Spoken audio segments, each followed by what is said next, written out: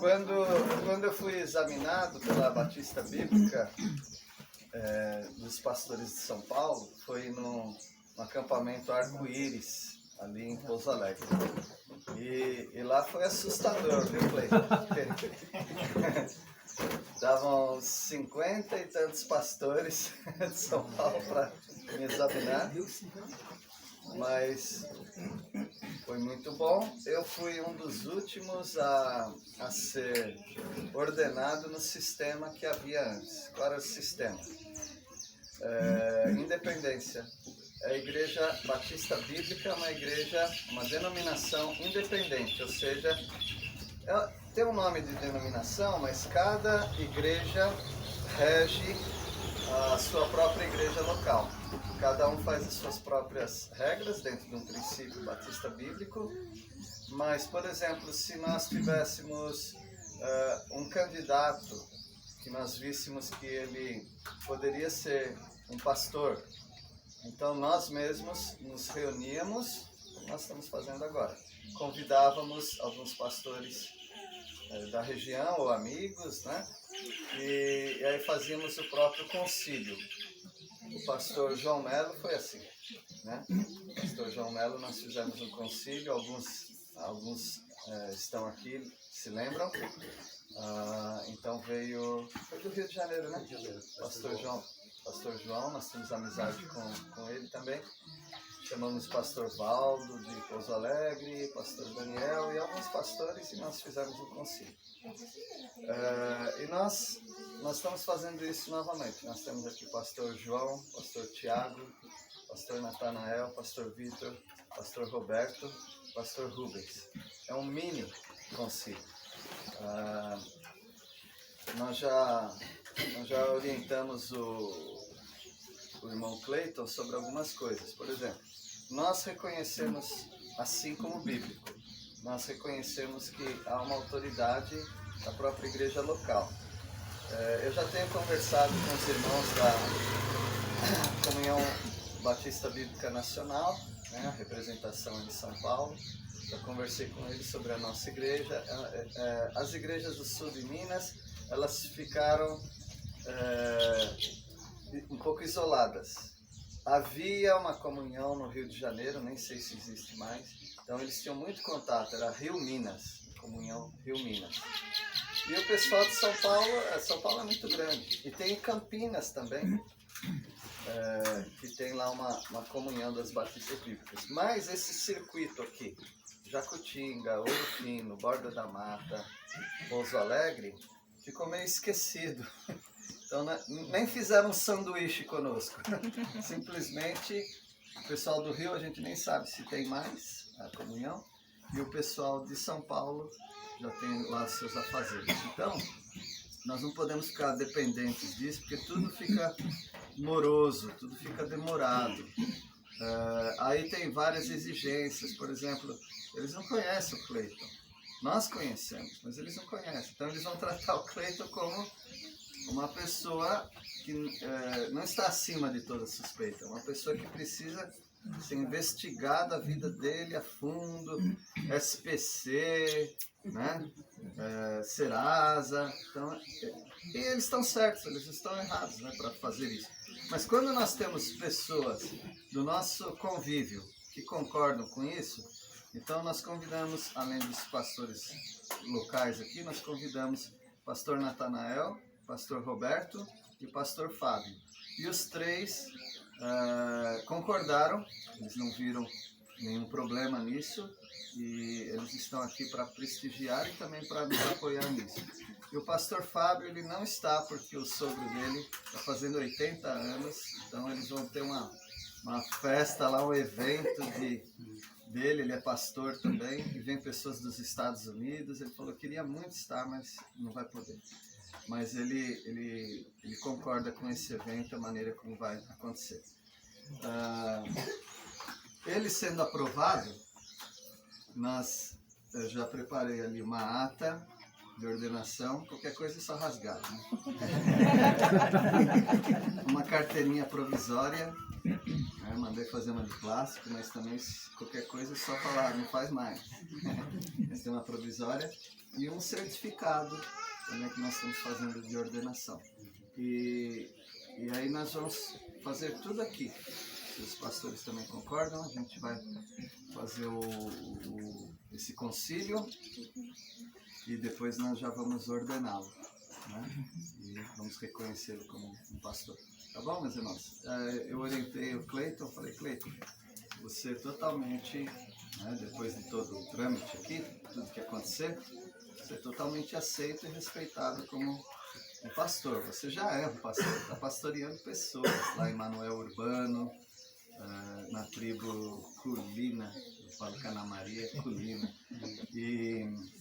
Mas é bom esse reconhecimento, porque para entrar no hospital, para entrar num exército, por exemplo, ser um capelão, ajudar pessoas em instituições, eles não vão receber pessoas que não tenham uma certificação. Então ele tem uma ata para comprovar, ele tem uma carteirinha, ele tem a referência da igreja.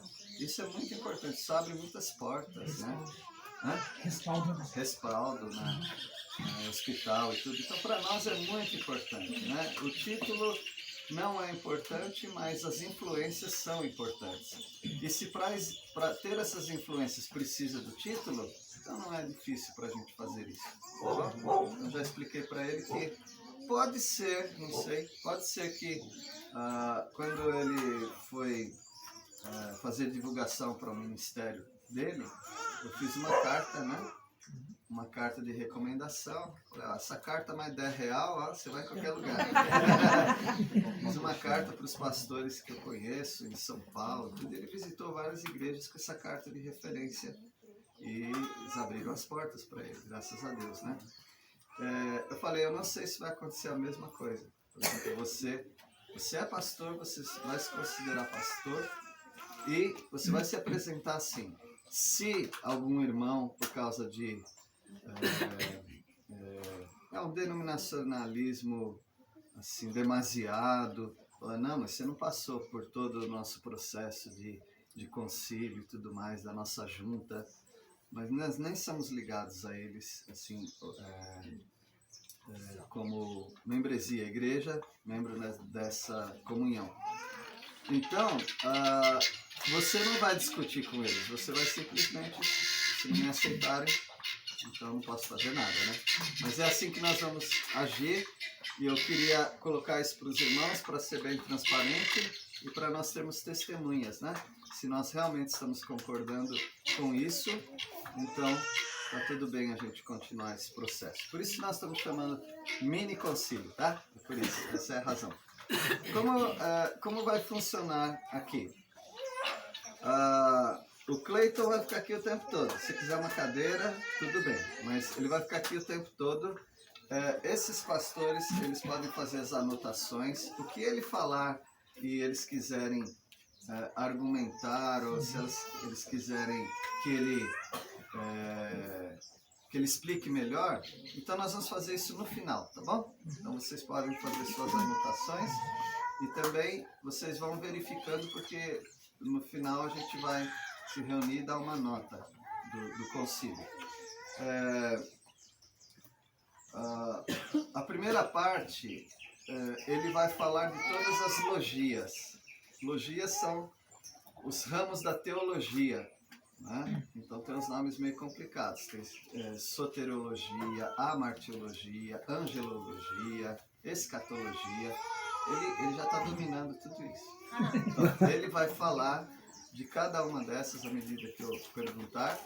E vai ser um pouquinho cada uma. Você vai falando. Quando eu achar que já está bom, eu corto e passo para outra logia. Quando terminar essa parte da teologia assim, sistemática, que nós chamamos, aí os pastores, eles vão fazer algumas perguntas mais de âmbito de vida cristã e ética cristã, coisas da teologia prática, né? Então eles vão fazer essas perguntas, talvez eles já tenham essas perguntas preparadas ou eles vão pensar aqui nessas perguntas. Os irmãos vão ficar como assistentes, tá bom? E E depois nós vamos dar um encerramento. Nós vamos orar. O pastor Natanael pode orar para a gente iniciar? Soberano e eterno Deus, nós estamos diante do Senhor, Deus Todo-Poderoso. Nós pedimos a Tua presença, a Tua direção para este concílio do irmão Cleito. Que o Senhor se faça presente e o Senhor nos dê sabedoria e principalmente ao irmão Cleito traga a lembrança tudo aquilo que ele estudou, tudo aquilo que através da experiência ele já tem no seu coração em mente. E acima de tudo, Jesus Cristo, nosso Salvador, seja glorificado nessa manhã. Assim oramos, Pai, por esse momento, em nome de Jesus. Amém. Amém. Amém. Tem uma água pro irmão? Alguém pode dar uma água para ele? Deixar aqui. Vai querer uma cadeira? Pode ser. Você puder ficar em pé no começo para o pessoal te ver, né? Certo. Mas tem aí uma cadeira. Vou sentar só de vez em quando por causa do joelho, mas eu posso ficar Tá em bom. pé. Se tiver, eu quero. Então, Cleito, dá um breve testemunho pessoal da sua salvação em Cristo Jesus e a entrada para o ministério. Certo. Meu nome é Cleito, como todos conhecem. Eu vim de Petrópolis, Rio de Janeiro. Nós viemos quando eu tinha 7 anos de idade. Com 7 anos de idade eu me converti. Eu aceitei Jesus Cristo na igreja presbiteriana com uma senhorazinha chamada Dona Terezinha. Ela fazia evangelismo com criança. Então, quando cheguei aqui em Jacutinga, tinha uma equipe de pessoas que já falavam de Cristo para mim, meus tios. Aí essa Dona Terezinha começou a pregar e evangelizar. E um dia ela falou sobre o plano de salvação e eu entendi. Com 7 anos de idade, fiquei sabendo como é que é aceitar Cristo como Salvador na minha vida e servi-lo também. Eu, já novo, eu acompanhava alguns missionários nos campos. Missionários que eu falo são pessoas da igreja local que iam para as roças para poder fazer cultos de oração, culto evangelístico. Eu acompanhava e sempre acompanhava eles lendo a Bíblia. Eles faziam o seu culto e falavam assim, alguém pode ler? Eu estava lá sempre disposto a ler, sempre disposto a orar. E sempre continuei assim, mas nunca preparado para poder pregar. Aí um dia na igreja, o irmão dos jovens da igreja uma vez chamou para pregar para os jovens. E eu fiz aqui, fiquei lá tempão pregando, fiquei estudando. Aí eu falei, bom, eu acho que eu tenho um estudo aqui para 40 minutos. Cheguei lá, só fiz em 12. Né, Rafael? O Rafael sabe como é que ele fez. Aí eu falei, como é que pode? Aí eu vi que eu precisava me preparar mais. Aí, nesse período, eu fazia meus estudos e de vez em quando eu pedia o Jonas para ajudar, pedia alguns irmãos para ajudarem. Assim, ver como é que está o meu estudo. E um dia eu falei para o pastor Pércio, falei, o senhor pode ver o meu estudo para ver se está correto, o que pode ser trabalhado? Aí ele convidou para estudar no Instituto Bíblico Peniel, nesse período. Então, o meu alvo, quando eu comecei no Instituto, era trabalhar na igreja, trabalhar nos bairros, mas num estágio que teve no Instituto Bíblico Peniel, lá em Tocantins, entre o povo Javaé, eu recebi o meu chamado para trabalhar com o povo indígena. Até o último dia eu não pretendia trabalhar com o povo indígena, mas um indígena, que nem crente era, virou para mim e perguntou, você vai trabalhar quando com o povo indígena? Aí eu falei assim, eu não pretendo trabalhar com o povo indígena, eu pretendo trabalhar com as crianças, trabalhar com jovens, com o pessoal do bairro. Aí ele chamou perto do rio e falou, olha para cima, olha para baixo e falou assim, olha quantas pessoas tem. São mais de 1000 e só tem 4 missionários, na época eram 2 casais. Aí eu falei, será que é o Senhor me chamando para esse trabalho com povos indígenas? E fiquei orando. Na verdade, eu orei até demais, viu? Aí eu conversei com o pastor num evento lá em Portugal. Falei que eu resolvi ir para o trabalho transcultural. Antes disso, conversei com meus pais também, conversei com eles, com meus irmãos. E falei que eu vi essa necessidade, vi que Deus estava me chamando para esse trabalho distante. E o trabalho com o povo Curina começou quando eu estava lá no CTMS. Eu não queria sair do CTMS pensamento vago. Assim, eu vou deixar para pensar depois qual campo que eu vou. Não, lá no CTMS mesmo eu estava pensando, eu quero sair daqui com o pensamento formado qual povo eu vou trabalhar. Então eu aproveitava todos os desafios, olhava tudo que é pasta de oração e ficava lá orando. Aí um dia chegou o desafio do povo Colina, em áudio, num vídeo, de um indígena pedindo missionários. E é um povo isolado. Aí eu fiquei orando com esse povo. E na época estava surgindo também uma equipe para trabalhar com Yanomami. E até no Bandeira Branca, que é o Noel. E aí eu falei assim, bom, Deus está me tocando em 2 lugares. Só que eu conversei com o pastor e missionário André, e ele falou para mim que o Yanomami seria mais difícil para um missionário solteiro. Então ele falou, então eu descartei Yanomami e continuei orando pelo povo Colina. Depois que eu me formei, cheguei aqui em Jacutinga, o Serginho Potilheiro ligou para mim e falou assim, eu fiquei sabendo que você quer trabalhar na nossa região e só tem 2 trabalhos para o solteiro que seria específico para você. É os Baniuas e o povo Colina. Aí eu falei, opa, o povo Colina eu tô orando faz tempo. Mas eu falei assim para ele, espera que eu vou orar mais um pouquinho, porque vai que é Deus mudando o meu foco. Eu não sei se às vezes é Deus querendo que eu vá para outro campo. Aí eu orei durante o período, conversei com meus pais, conversei com algumas pessoas e vi que o Senhor estava me conduzindo para o povo Colina. Estava formando uma equipe já que eu conhecia, estava formando uma equipe que eu já tinha uma intimidade muito profunda com eles. Então eu falei assim, não, Deus quer que eu vá para o povo Colina. E foi daí que eu comecei meu trabalho lá. E naquele período do povo Colina, eu fiquei praticamente 1 ano fazendo sondagem, viajando para a aldeia, sozinho, ficava na rede, na área da casa deles e voltava para a cidade. Ficava 1 semana quase lá e voltava para a cidade. E toda vez eu perguntava, por que vocês querem missionários? Cada aldeia que eu ia perguntava. Uma aldeia falava, eu vi a diferença no povo Colina que tem lá no Amazonas, 10 dias de mato. Outro falava assim, eu vi a diferença no povo Caxinauá, que é aqui próximo. E então eu via que eles queriam missionários por causa disso, que eles viam a diferença de um missionário lá dentro. E eu vi também que eles queriam missionários porque eles queriam aprender mais. Não somente da palavra de Deus, mas também aprender a ler a própria língua e escrever, porque eles não sabiam. E eles não sabem ainda, na verdade, né? Então, a gente escolheu uma aldeia para poder morar e fomos morar naquela aldeia. E estamos lá, trabalhando com aquela aldeia até hoje. Temos algumas dificuldades, não estamos podendo ficar dentro, mas ainda estamos visitando, orando para aquele povo. Eles mandam mensagem, ligam, e até mesmo ontem eles ligaram para mim, ficamos um tempão conversando, e pelo menos 6 indígenas ficaram perguntando, quando vai voltar? Quando vai voltar? E eu falava, não é agora, é só ano que vem. E isso mostrando que eles querem que a gente volte para lá. E eu vi o amor neles, né? Por mim. E eles me adotaram como parte da equipe deles, do povo deles, né?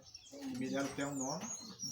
E eu fui com um alvo definido, mas eu não tinha aquele amor tão profundo. Mas quando eu fui para lá e comecei a viver com eles, eu criei aquele amor e aquele laço que é necessário para que a obra continue, juntamente com Deus também no caminho, né? Deus conduzindo, e Jesus Cristo falou que estaria conosco até o fim dos tempos.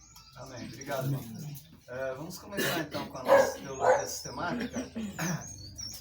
Você pode discorrer, tá? Quando depois de um tempinho eu te interrompo para falar outra, tá? Certo. Então pode começar com angelologia. Angelologia? Angelologia é a doutrina que estuda anjos. Anjos são seres celestiais que foram criados por Deus. Eles têm seu poder, eles têm sua inteligência, têm sua rapidez, mas eles não são para ser adorados. Eles são criaturas como cada um de nós. Então eles são seres que foram criados para adorar ao Senhor, juntamente conosco, e para servir ao Senhor como mensageiros, para levar a mensagem do Senhor e também cuidar das coisas do Senhor e fazer as coisas que é do Senhor. Existem algumas classes de anjos, que são os querubins, serafins, tem os próprios anjos, existe também aqueles anjos que são caídos, que são os Satanás e seus demônios. Satanás, que é o diabo, ele era considerado um anjo de luz antes da queda dele. Ele, em Ezequiel 28, 15 a 17, fala sobre ele, que ele era um anjo de luz. E ele teve um orgulho tão grande daquela posição que ele tinha, que ele quis ser igual a Deus Então, Deus foi lá e derrubou ele do local dele e jogou na terra. Isso a gente pode contar em Isaías 14, que fala que ele foi lançado na terra por causa do seu orgulho, por causa dele querer ser igual a Deus. E ele não veio sozinho, ele veio também com seus demônios. Quando ele foi lançado da terra, ele trouxe a terça parte das estrelas, como fala em Apocalipse. E esses anjos, eles estão aqui em nosso derredor, lutando contra a obra do Senhor, lutando contra o Senhor para que os crentes não desenvolvam e que pessoas não se convertam também. Os anjos que são do Senhor, na eternidade eles vão continuar a sua vida normal. Eles vão continuar louvando ao Senhor, eles vão continuar servindo ao Senhor. Já os anjos caídos na eternidade, eles vão estar vivendo toda a eternidade no lago de fogo, o qual foi preparado para eles. Tá bom, obrigado. Pode falar agora de bibliologia.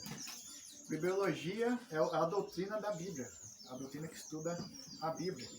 A Bíblia, nós cremos que a Bíblia foi inspirada por Deus. E o que quer dizer inspirado? Inspirado quer dizer que foi soprado por Deus. Deus foi lá e usou pessoas reais no seu cotidiano real, e usou eles para que a palavra de Deus pudesse ser formada. Usou seus servos, na verdade, né? Não usou pessoas que sejam incrédulas, mas usou seus próprios servos para que a palavra de Deus pudesse ser formada. A palavra de Deus foi formada no espaço de tempo de 1.600 anos, né? Mais ou menos 40 escritores e somente um autor, que é o Espírito Santo, que conduziu eles para que eles pudessem estar escrevendo. A Bíblia também, a gente crê na inerrância dela, então ela não contém erros.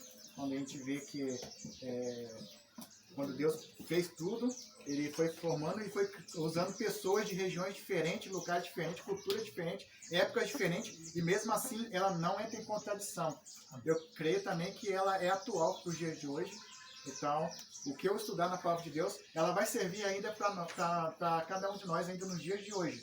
Então, a Bíblia, a palavra de Deus, ela é formada por 2 testamentos, o Antigo e o Novo Testamento. O Antigo Testamento vem antes da época de Jesus. Lá a gente pode encontrar histórias de como o mundo foi formado e profecias com relação a Jesus. E o Novo Testamento fala sobre Jesus, a época de Jesus, e é o período da igreja, e também é parte dos fins dos tempos. Então, na palavra de Deus, nós vamos encontrar escritores de vários gêneros. Vamos encontrar pescadores, vamos encontrar pessoas que são pescadores, médicos, vamos encontrar servos do Senhor, profetas, reis, vamos encontrar também até mesmo escravos que escreveram a palavra de Deus, e entre outros, né? E a palavra de Deus é uma literatura ampla, não existe somente uma literatura. A gente encontra história, a gente encontra profecia, livros de sabedoria, encontramos os evangelhos que falam sobre a vida de Jesus, encontramos cartas neles, encontramos como a igreja surgiu, e também podemos ver também aquela parte final dos fins dos tempos que ainda irão acontecer, que é a parte da escatologia. Pode falar agora de cristologia. Cristologia é o estudo de Cristo, a doutrina de Cristo, Jesus Cristo. Jesus, ele é um Deus, ele é Deus que faz parte da Trindade, né, que é 3 em 1. Ele é a segunda pessoa da Trindade. Ele é um Deus homem, ele se fez homem, ele é 100% Deus e 100% homem. Quando ele se esvaziou, ele se fez carne, ele não deixou de ser Deus, ele continua sendo Deus e se fez carne virando homem e ficou 100% homem e 100% Deus. Ele veio para resgatar os perdidos, para salvar os perdidos. Podemos encontrar 2 tipos de atributos na vida de Jesus. Podemos ver os atributos essenciais, que são atributos que praticamente só um Deus pode ter. Eternidade, onipresença, onisciência, onipotência. E podemos encontrar também na vida dele os atributos morais, que pode ser compartilhado com o homem também, com o ser humano, com a sua criação, porém bem limitado por causa do pecado. Mas Jesus, como veio como Deus, esses atributos foi completo na vida dele, que são paz, amor, longanimidade, mansidão, domínio próprio, benignidade e tudo com relação aos atributos. Podemos encontrar até mais outros atributos na vida de Jesus. Jesus, ele ressuscitou, ele morreu e ao terceiro dia ressuscitou. E a ressurreição foi uma ressurreição com o seu próprio corpo, não foi um corpo extra, um corpo que seja diferente, mas ele ressuscitou exatamente com o seu próprio corpo. Isso mostrando que quando nós for ressuscitar, nós não vamos ressuscitar com um corpo diferente. A gente vai ressuscitar com um corpo que é esse mesmo corpo, só que glorificado. A gente não vai ser com o pensamento que as pessoas têm, que vai ser reencarnado. A gente não vai ser reencarnado, ou vão ter outro tipo de pensamento. Não, vai ser uma ressurreição. Nós vamos voltar dos mortos com o nosso próprio intelecto, nosso próprio pensamento. Jesus também, ele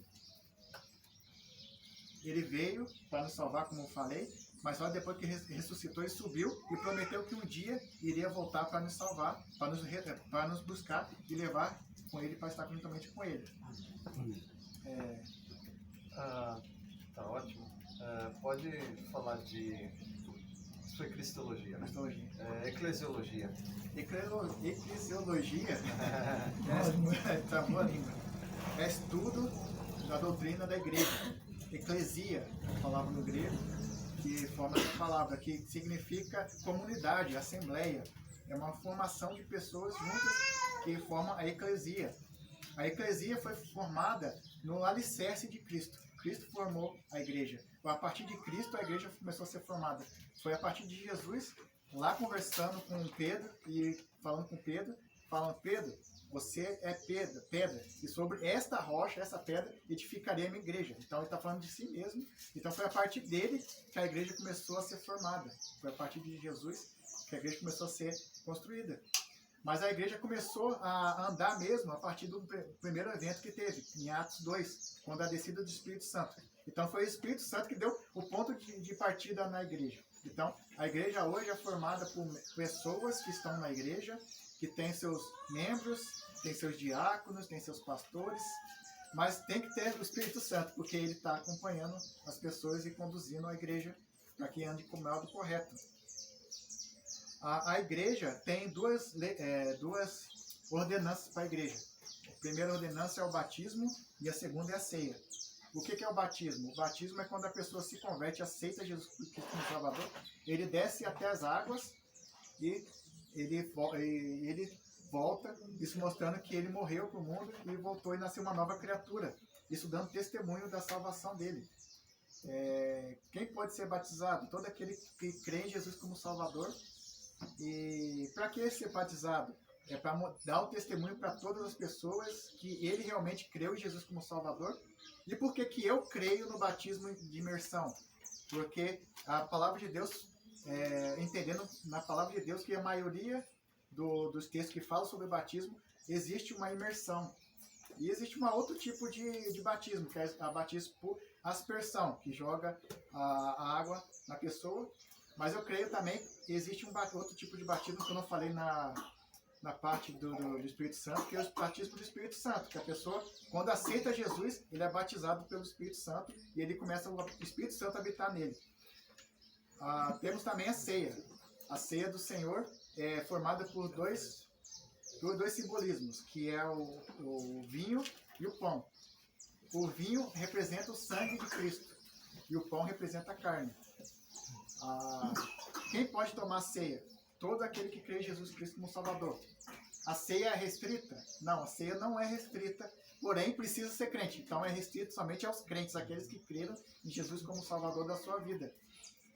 Existem outros tipos de pensamento com relação à ceia? Existe aquelas pessoas que creem na transubstanciação dos elementos, que é o vinho. Se a pessoa toma um vinho, o vinho realmente ele é o sangue.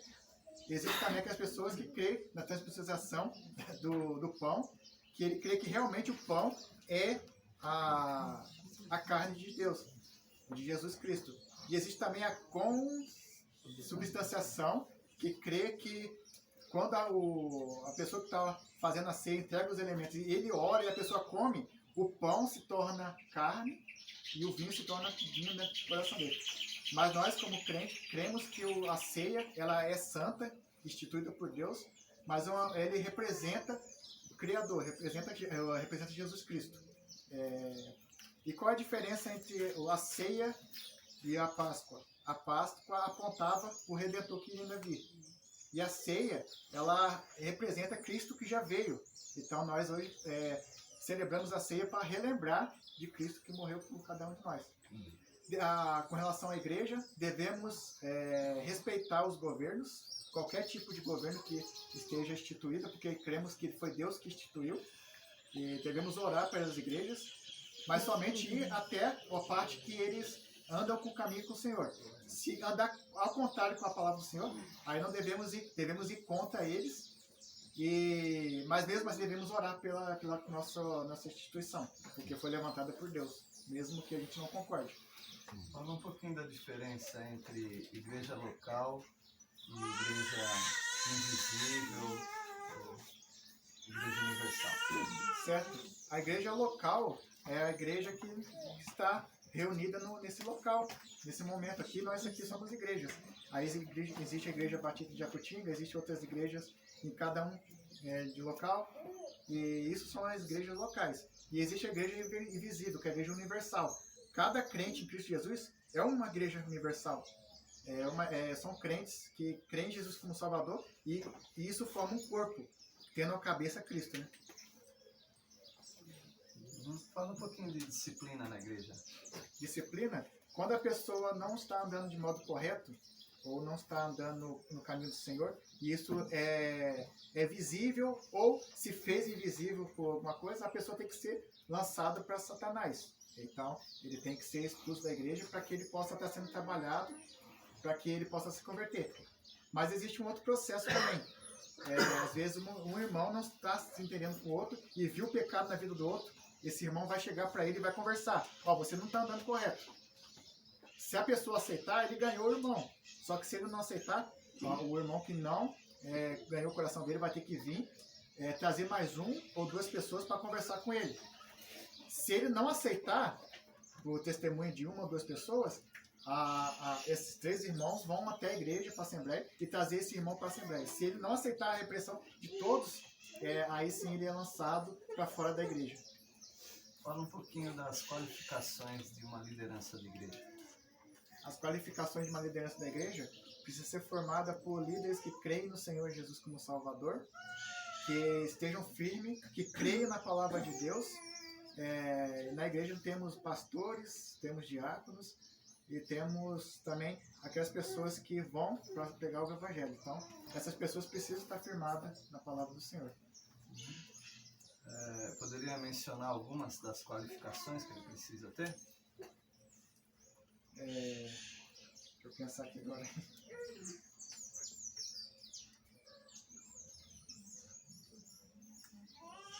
Deixa eu ler na Bíblia, em 1 Timóteo 3. Sim.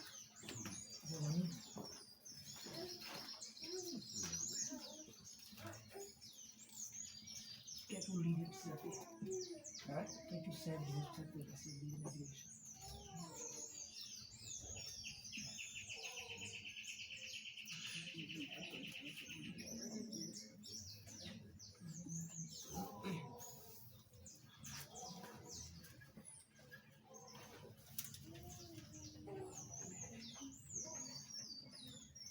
Timóteo 3, né? Sim. 3:9, né?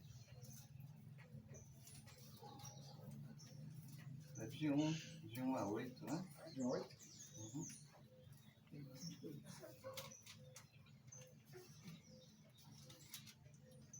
Fiel é a palavra. Se alguém deseja o episcopado, excelente obra almeja. É necessário, pois, que o bispo seja irrepreensível, esposo de uma só mulher, moderado, sensato, modesto, hospitaleiro, apto para ensinar, não dado ao vinho, nem violento, porém cordial, inimigo de conflitos, não avarento, e que governe bem a própria casa, criando os filhos sob disciplina, com todo respeito, pois se alguém não sabe governar a própria casa, como cuidará da igreja de Deus?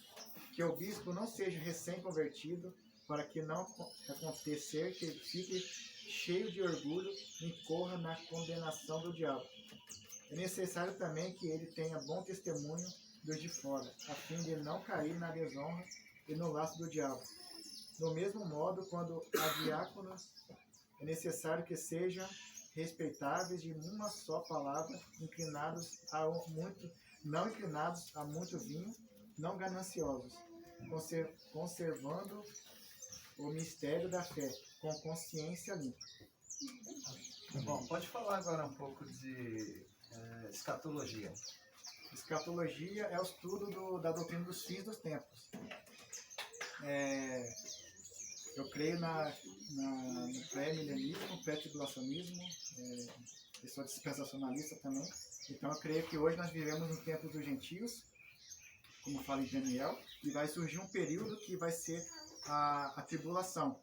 Esse período vai acontecer depois que acontecer um arrebatamento. Então quando Jesus vier e arrebatar a sua igreja, a igreja vai subir até ele, e os salvos em Cristo vão ficar vivendo com ele durante esse período de 7 anos lá no céu. E aqui na terra vai ter um período de tribulação. Quem estiver aqui vai estar sob o domínio do anticristo, que é o homem da iniquidade. Ele vai estar reinando nesse período, vai estar tendo poder que o próprio Satanás vai estar dando para ele. Ele vai reinar e vai seduzir muitas pessoas do seu caminho. Vai ter 3 anos e meio de falsa paz e depois 3 anos e meio de perseguição. Esse período de tribulação é um período mais para o povo de Israel, para que Deus possa estar trabalhando na vida deles. Mas vai ter muitos cristãos, muitas pessoas que vão se converter naquele período. Já de início vai se converter 54 mil testemunhas, são pessoas de Israel, que se converterão e irão pelo mundo para poder pregar a palavra de Deus para as pessoas. Vão ter 2 testemunhas também nesse período, que vão estar pregando lá em Jerusalém. Depois da tribulação, Jesus irá voltar, e no período lá onde que estiver nas bodas do Cordeiro, os cristãos que estiverem lá vão estar recebendo as suas premiações, seus galardões, e eles vão estar lançando esses galardões para o Senhor também. E depois desse período, eles irão vir, depois da tribulação, Jesus irá retornar e irá condenar aqueles que são incrédulos, porque muitos irão perseguir aqueles crentes que se converteram. Então Jesus irá voltar, irá matar todos os incrédulos e lançar o anticristo e o falso profeta no lago de fogo. E nesse período também vai começar o reino de Jesus na terra. Vai ser um período de 1000 anos. Ele vai estar reinando. E nesse período também vai entrar os crentes que se converteram na tribulação. Vai estar todos nós que cremos em Jesus como Salvador, com o corpo glorificado naquele local. E vai ter também aquelas pessoas que vão estar nascendo naquele período. Vão estar nascendo dos crentes que vieram da grande tribulação. E nesse período de 1000 anos, quando decorrer, Satanás nesse período vai estar preso. Jesus vai prender ele no começo. E depois, no final desse período, Jesus irá libertar Satanás, e ele vai vir seduzindo todos aqueles que não creram no Senhor, não creram no Cristo, que são os filhos dos crentes que entraram e não creram no Senhor. E depois desse período, o Senhor vai dar um basta e vai matar todos. Aí acabou o milênio, vai vir um outro período, que é o período do tribunal branco, do trono branco, perdão. Que Jesus vai estar abrindo os livros, e um dos livros vai ser o livro da vida, e todo aquele que não foi encontrado no livro da vida vai ser lançado no lago de fogo. E antes dele ler esse livro, ele vai estar ressuscitando todas aquelas pessoas que não creram no Senhor. Então todos aqueles que não creram, que estavam no inferno, vai ser ressuscitado, e que não foi encontrado no livro da vida vai ser lançado no lago de fogo que arde como enxofre. E depois de ser lançado, ele vai destruir tudo e vai fazer novo céu e nova terra e começar um estado eterno. Israel e igreja é a mesma coisa? Explica um pouquinho sobre isso. Não, Israel e igreja não são a mesma coisa. Deus trabalhou com Israel no Antigo Testamento. Israel foi um povo que, como podemos ver, eles foram importantes para que possa estar vindo a linhagem de Cristo, mas eles rejeitaram o Senhor.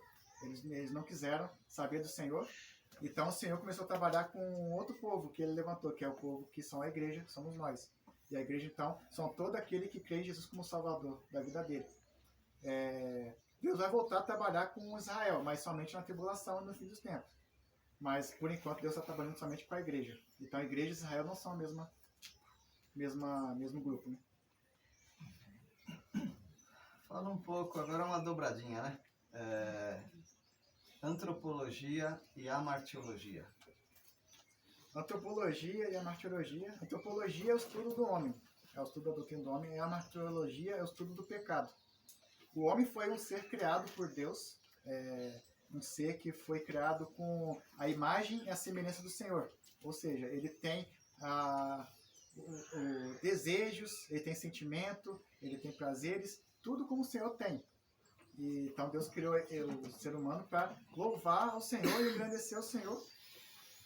E foi colocado no jardim do Éden, e naquela época ele vivia com o Senhor via até ele e se comunicava com ele. Mas teve um evento, antes disso, Deus viu que o homem estava só e precisava de uma companheira. Deus viu que os animais tinham seus casais e o homem não tinha, então ele fez o homem cair num profundo sono, ele cortou a parte da barriga, tirou das costelas, encheu com carne e formou a mulher dessa costela. Então o homem, quando levantou e viu a mulher, falou assim: esse é o osso do meu rosto, carne da minha carne. Então chamou ela de Eva. E Eva começou a morar e ajudar o Adão naquele período do Jardim do Éden. Só que depois veio a época do pecado. Satanás veio em forma de serpente, enganou Eva e fez a Eva comer do fruto. No jardim só tinha 2 frutos que não poderia comer. De todo o jardim, ele não poderia comer do fruto da árvore do conhecimento do bem e do mal e a árvore da vida. E, então o Satanás veio e conversou com a Eva e falou assim, começou a ludibriar a Eva e perguntou para Eva sobre a árvore. E a Eva falou assim: o Senhor falou que não poderia nem tocar na árvore, e senão a gente ia morrer. Aí Satanás foi lá e fez Deus mentiroso. Falou assim: não, certamente você não morrerá. E a Eva foi lá, pegou do fruto, e ela viu que era agradável, tomou e comeu. E depois foi lá e deu para o seu marido. E o marido comeu, o Adão comeu. E aí começou a entrar o pecado no mundo. Aí quando o Senhor veio até ele para ver a sua criação, veio para visitar o Adão, e viu que Adão estava escondido. Ele perguntou: onde que está Adão? Adão falou: estou escondido porque estou nu. Aí então o Senhor viu isso e perguntou: como é que sabe que está nu? Ele falou: é porque nós comemos da árvore do conhecimento do bem e do mal. E agora sabemos que é o bem e o mal. E a partir daí o pecado começou a entrar no mundo, começou a vir no mundo. E com o pecado veio outras coisas, não somente a morte. Veio também a separação do Senhor, a morte espiritual, a morte física que aconteceu também. Adão morreu, lá um pouco mais para frente, alguns capítulos para frente, é prova disso, que ele morreu. Mas a consequência não veio somente para o homem e para a mulher. O homem teve a consequência de ter fadiga no trabalho, entre outras coisas. A mulher teve dores no parto e ser governada pelo homem. Mas a natureza também foi contaminada pelo pecado. Começou a surgir coisas, abrolhos, espinhos, e entre outras coisas.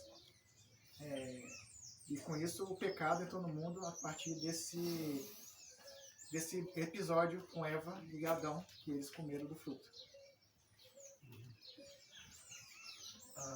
Pode falar um pouquinho do crente? Se ele foi resgatado do pecado, ele deixou da velha natureza, ainda tem a velha natureza, como é que funciona isso? O crente, assim que se converte, ele se torna salvo, se torna crente em Cristo Jesus, né? Só que, por enquanto que ele estiver aqui no mundo, ele ainda continua pecador, ele continua tendo seus pecados. Porém, quando Deus olha o crente, ele não olha mais o crente Cleiton, que é pecador ainda. Ele olha Jesus Cristo, porque Jesus pagou o preço dos meus pecados. E o crente ainda continua com a velha natureza de pecador, porém uma nova criatura. Agora, antigamente, se ele mentia, agora ele não vai mentir mais, ele vai mudar a sua prática, ele vai começar a andar de acordo com a vontade do Senhor. Então ele vai ser uma nova criatura em Cristo. Ele vai andar de acordo com a sua palavra, que a palavra de Deus fala. Fala agora de missiologia. Missiologia é o estudo da doutrina de missões. Missões está no coração de Deus. Não está somente no Novo Testamento, como fala em Marcos 16:15, Mateus 28, 19 a 20, mas também está no Antigo Testamento. O que diz lá nesses versículos, já que você mencionou, né? Ide por todo mundo e pregar o evangelho a toda criatura. Marcos 16:15. Mateus 28, 19 a 20 fala: toda autoridade me foi dada no céu e na terra. Portanto, ide, fazei discípulos de todas as nações, batizando-os em nome do Pai, do Filho e do Espírito Santo, ensinando-os, corrigindo-os, e eis que estou convosco até a consumação dos séculos. Agora eu acho que eu parafraseei, não lembro se eu falei. Não, tá ótimo. Tá bom. Ensinando a guardar todas as coisas que você tem ensinado, mas tá ótimo. Agora pode continuar. Então, missões está no coração do Senhor de resgatar todo mundo no Antigo Testamento. Então, o desejo dele é de resgatar o mundo e mandou o seu filho. Então, Jesus foi o primeiro missionário que veio na Terra, porque ele veio para resgatar os perdidos. E não somente os perdidos que estão no Novo Testamento, mas do Velho Testamento também. Todo aquele que creu em Jesus, o Messias iria vir, esses são salvos. E hoje, quem são os missionários? Hoje os missionários somos nós, que aceitamos Jesus Cristo como Salvador. Nós somos ferramentas do Senhor para levar o Evangelho às nações. O que é o Evangelho? Boas novas. E o que é boas novas? É falar de Jesus Cristo como que veio, é um Deus que se fez carne e veio por cada um de nós para que a gente pudesse ter vida nele. E todo aquele que crê nele vai ter vida. E vai ter vida em abundância e poder morar eternamente com ele. Fala rapidamente, como que a gente pode ver missões no livro de Atos? Missões no livro de Atos? Bom, missões no livro de Atos a gente pode ver praticamente quase que no livro todo, né? Começou lá em Atos, quando desceu o Espírito Santo, o próprio Pedro pregou, e acho que foi 3.000 pessoas, ou 5. 3.000. Aí se converteram, aceitaram a Jesus como Salvador. Então foi o primeiro ato missionário que teve no Novo Testamento, foi com Pedro.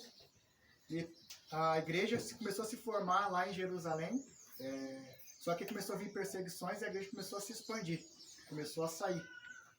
E isso, começando a igreja a sair, começou a formar igrejas próximas a Jerusalém. Só que antes disso aconteceu um evento que Paulo, que antes era conhecido como Saulo, ele, que era perseguidor da igreja, se converteu ao cristianismo e começou, de perseguidor, virou perseguido e começou a pregar a palavra de Deus. Ele se ajuntou a Barnabé e começou a fazer viagens missionárias pelaquela região onde que ele morava. E começou a evangelizar e começou a plantar a igreja em todo o local. E depois de um período ele foi preso 2 vezes por causa do seu evangelho, por causa da sua palavra. E ele não parou somente nisso. Na cadeia, no presídio mesmo, ele pregava a palavra de Deus e orientava a igreja. Então ele fazia esse trabalho de perto e distante. Então Atos praticamente é um livro que a gente vai ver missões nele todo. Amém. Só falta 2, toma uma água lá. Mais falado que pecador.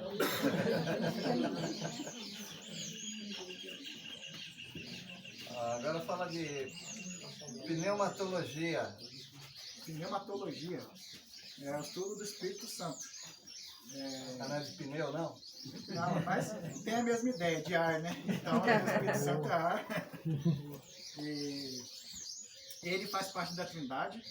Ele é a terceira pessoa da Trindade. Ele, como Deus, ele tem os mesmos atributos que Jesus. Ele tem os atributos essenciais, que é a onipotência, onisciência, onipresença. Ele é eterno. E ele é imutável também. E também tem os seus atributos morais, que são a paz, a mansidão, a longanimidade. Então ele também tem os seus atributos morais, assim como Jesus e Deus têm. Ele hoje opera no coração do homem, do crente. Todo crente que aceita Jesus Cristo como Salvador, ele mora na vida dele. A Bíblia fala que ele sela o crente, e o crente começa a fazer parte da igreja a partir do Espírito Santo. A partir do momento que ele se converteu ao Espírito Santo.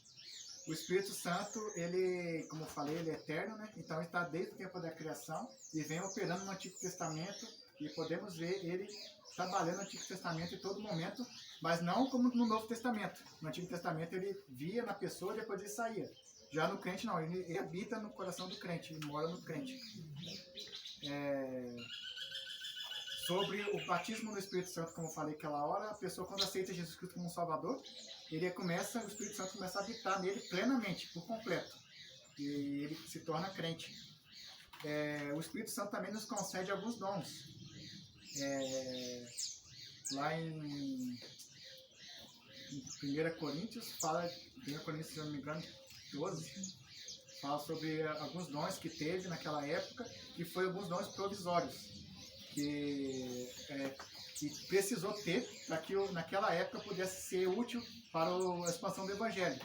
Só que depois, mais para frente, o Paulo também escreve alguns dons do Espírito, em Romanos 12 também, e fala de alguns dons que são iguais, porém retira alguns dons, que é cura, profecia e o dom de línguas. Agora não lembro se tem mais outro. Mas a igreja hoje tem alguns dons por causa do Espírito Santo. Alguns dons são dom de governo, dom de pregar, de ensinar, dom de servir, dom de ministério. E em Efésios fala também que o Espírito Santo capacita o crente para algumas tarefas também, como apóstolo, não como apóstolo do dia de hoje, não, como enviado, na verdade, né? Como pastores, como pessoas que vão ensinar. Agora não lembro mais no instante. Nós podemos inutilizar o Espírito Santo dentro de nós? Podemos. Quando a gente começa a pecar e não reconhecer que aquela atitude ou aquele ato é pecado, o Espírito Santo vai se apagando. Ele não sai da gente, mas ele continua lá, mas ele não fica operando na nossa vida. Até que reconheçamos que aquele ato é pecado e ele volta a trabalhar na nossa vida por completo. Você conhece esse termo, ou esse termo quer dizer alguma coisa? Teologia propriamente dita? Teologia propriamente dita? Não conheço. A teologia propriamente dita, você falou de duas, que é a cristologia de Cristo, pneumatologia do Espírito. Qual será a teologia propriamente dita? Propriamente dita? Ai, meu Deus. Então, cristologia, doutrina De Cristo. Pneumatologia Do Espírito Santo. faltou uma. De Deus. Isso. Teologia propriamente dita, teologia do Deus Pai. Sim. Pode dizer um pouco sobre isso? Sim, a teologia de Deus é a teologia que estuda a doutrina de Deus. Deus, ele é bondoso, Deus é misericordioso, Deus, ele é benigno, amoroso, ele é vida, mas ele também possui atributos que, assim como Jesus e o Espírito, também são dele, que é o quê? Ele é onipresente, onisciente, onipotente, ele é eterno, e Deus, ele também opera na vida ele também tem os seus atributos morais, assim como Jesus e o Espírito Santo, que são a mansidão, paz, longanimidade, misericórdia. E também vemos que Deus, ele faz parte de uma trindade, assim como Jesus, né? E essa trindade é o quê? Deus Pai, Deus Filho e Deus Espírito Santo. Os três são pessoas diferentes. Jesus não é Deus Pai não é o Espírito Santo não é Deus Filho e vice-versa. Porém, os três são um só. Então, Deus faz parte dessa trindade. E Deus, ele é Espírito, ele não tem um corpo físico, ele é um Deus relacional, ele não é um Deus que uma força, uma entidade, não, ele é um Deus que se relaciona com as pessoas, conversa com as pessoas, ele é um Deus pessoal, como eu falei, né? Ele é invisível, ele não tem uma carne, então ele é Espírito. Tá ótimo, Cleiton. E vamos encerrar com soteriologia. Soteriologia? Doutrina do solteiro? Não. Eu falei isso com a Monique, mas não é não. Ele não conhece mais essa doutrina. Já não pertence mais, né? É a doutrina da salvação. A doutrina da salvação tem como base estudar as partes da salvação, como o homem é salvo, tendo Jesus Cristo como principal, que todo aquele que crê em Jesus como Salvador é salvo. Então ele veio nos resgatar para que a gente possa estar sendo salvo. E salvo do quê? Salvo do inferno, salvo da condenação eterna. E também poder andar e morar com o Senhor. A salvação... Deixa eu tentar lembrar aqui. Algumas coisas que envolvem a salvação. A salvação envolve também a santidade. Todo aquele que crê em Jesus como Salvador, ele é salvo, então ele vai começar a andar de modo santo. O que é santo? Separado. E existe alguns tipos de santificação. A santificação inicial, que é o essencial, que é no começo, que é quando a pessoa se converte, que é a salvação. Existe a santificação prática, que é a salvação que a pessoa ela vive a sua vida cotidiana, como uma vida cristã dela, e tem a sua santificação final, que ela vai ter quando ela estiver lá no céu. Então, o crente ele é santificado no Senhor, e essa santificação vem capacitado pelo Espírito Santo, que o Espírito Santo capacita o homem a se santificar diariamente. A todo aquele que crê, porque todo aquele que crê em Jesus como Salvador vai ter esse processo de santificação. Você sabe alguns dos termos? Imputação, regeneração, redenção. Imputação é quando o crente ele é pecador e aceita Jesus como Salvador, ele é imputado na gente a salvação, né? A justiça de Cristo. A justiça de Cristo. A regeneração é quando a gente era pecador e quando a gente aceita Jesus como Salvador, a gente somos regenerados, então a gente somos novas criaturas. Qual que é o outro termo mesmo? Tem vários, mas pode ser redenção. Redenção é quando a gente se converte, né? A gente vamos fazer parte de uma redenção em Cristo. A gente são redimidos pelo Senhor para ser salvo. E tem outros termos também, propiciação, que quando a gente somos salvos, Cristo faz propiciação entre nós. Então ele é nosso propiciatório. Na arca, quando o sumo sacerdote entrava no Santo dos Santos e iria oferecer o sacrifício, ele aspergia o sangue do cordeiro em cima da tampa e tinha 2 anjos olhando. E quando o Senhor olhava para aquela tampa, ele não via mais o que estava dentro daquela arca. Ele olhava somente o sangue. E hoje é a mesma coisa. Todo aquele que crê em Jesus como Salvador, Deus não olha mais o pecador Cleito, ele olha Jesus Cristo. Vou falar da extensão da morte de Cristo. Ele morreu por quem? Jesus morreu por todos. Ele veio para redimir todos. Porém, nem todos vão se converter. Então, ele veio morrendo para todos, mas somente aqueles que crê em Jesus como Salvador vai ser salvo.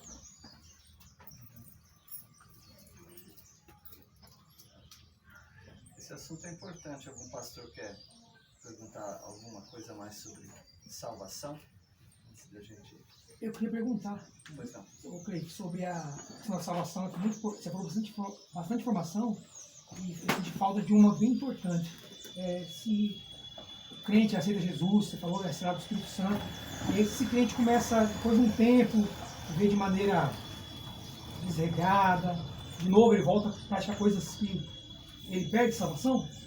Não, ele não perde a salvação. Se ele aceitou Jesus como Salvador, ele não vai perder a salvação. A pessoa como falamos, ele é selado pelo Espírito Santo. E o próprio Jesus falou que das mãos dele ninguém vai tirar. Então, se ele é salvo, a salvação não vai ser perdida. Mas ele vai ser um vaso de desonra, né? Ele vai ser um mau testemunho que pode levar outras pessoas a não crerem no Cristo como Salvador. Tá. Dentro da soterologia, alguém quer perguntar mais?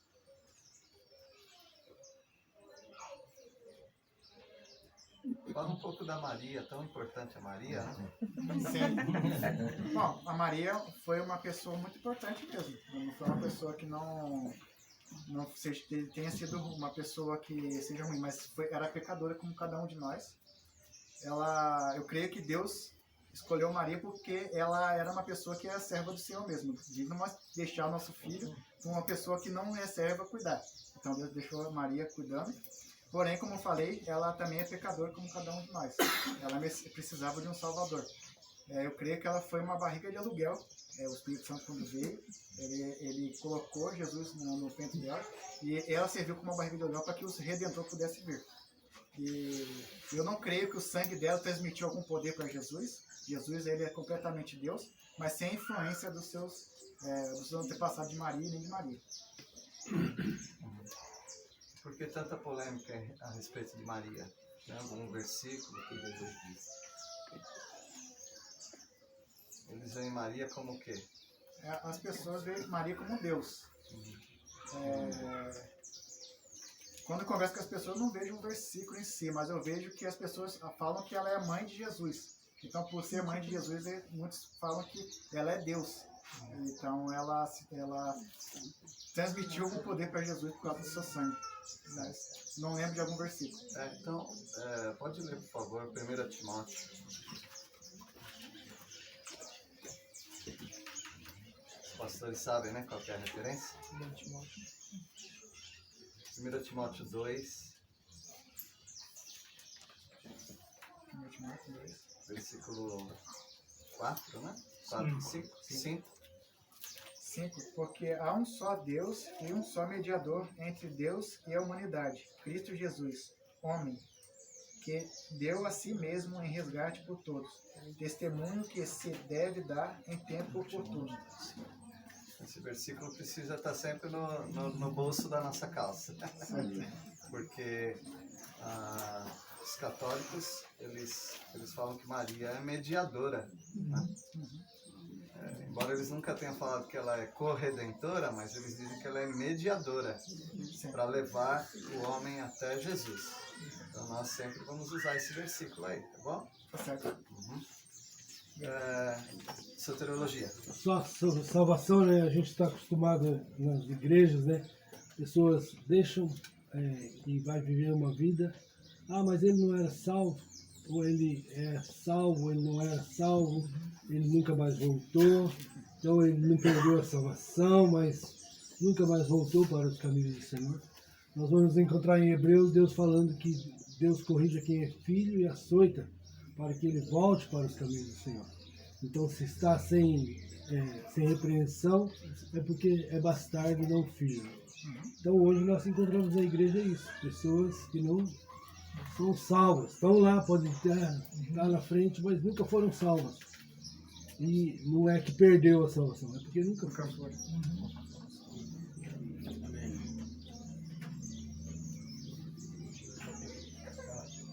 Em relação à bibliologia, eu até já conhecendo o Cleiton, eu já sei qual é a resposta.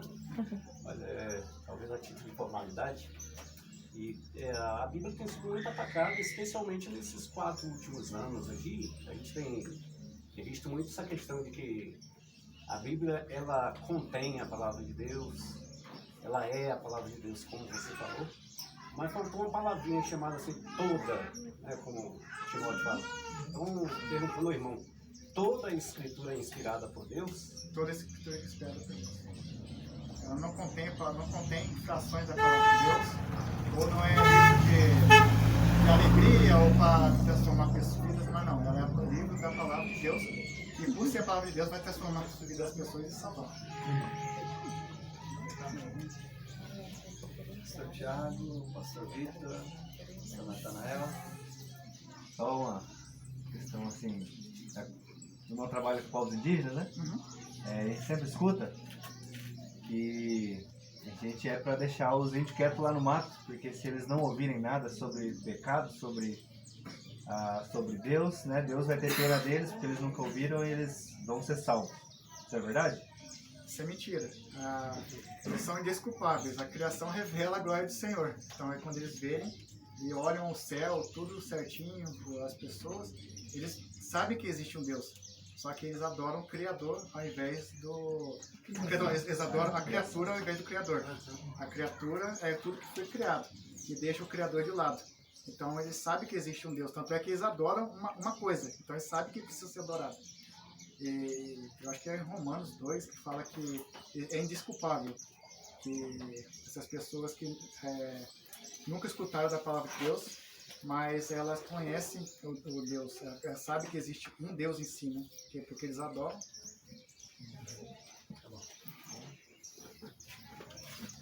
Enquanto vocês ficam abanando ele, reanimando, a gente vai conversar aqui um pouquinho. Vamos lá. A gente já volta, irmão. Então, muito boa essa primeira participação. E logo a gente vai dar algumas observações nossas, uma nota. Essas perguntas certamente não vão afetar em nada aquilo que nós já vimos no irmão. Mas nós vamos fazer perguntas de caráter de vida cristã e ética cristã. Tá bom? Vamos por ordem então, pastor Rubens? Ok. Irmão, eu elaborei algumas perguntas aqui, né? Eu vou te fazer apenas uma, nessa área da ética cristã, e vamos pensar sobre isso. É muito provável que o irmão, sendo pastor, sendo um líder eclesiástico, mesmo com esse viés missionário, o irmão seja procurado por algumas pessoas. Né? Irmãos da igreja, pessoas passando por conflitos, lutas, que vão te confidenciar algumas situações que estiverem enfrentando. A minha pergunta é a seguinte: até que ponto o sigilo, algo que foi te confidenciado, deve ser mantido absolutamente em segredo? Bom, eu creio que assim, se a pessoa veio falar comigo, vou falar de pé que é mais fácil. Eu creio que se a pessoa veio falar comigo e desabafar e procurar uma orientação, eu vou tentar filtrar qual que é esse pecado. Se for um pecado contra uma outra pessoa, eu vou orientar essa pessoa a conversar com a outra pessoa para poder ou restabelecer o contato, mas isso vai ficar em sigilo comigo até eu ver que ela não está fazendo. Então depois eu faço assim, eu vou ficar cobrando a pessoa e vai chegar um momento que eu vou ter que tentar restabelecer entre os dois. Mas mesmo assim teria que ser um ato de sigilo, não sendo falado na frente da igreja, com o púlpito, a não ser que seja um pecado muito grave, que precisa ser revelado.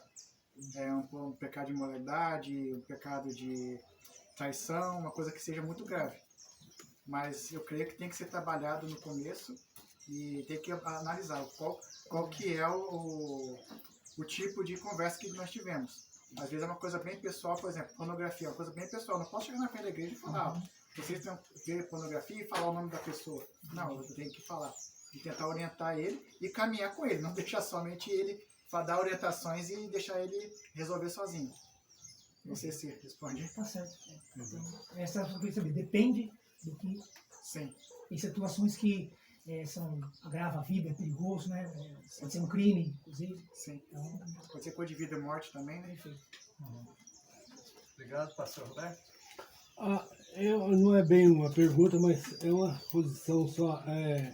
Nós como pastores, né, às vezes estamos sozinhos na frente da igreja, às vezes não tem nem pessoas para abrir, né, da igreja. A gente muitas vezes é solitário. Conselho, né, buscar ajuda. Nós precisamos de ajuda. O pastor precisa de ajuda. Você, no seu contexto missionário, precisa de ajuda, né?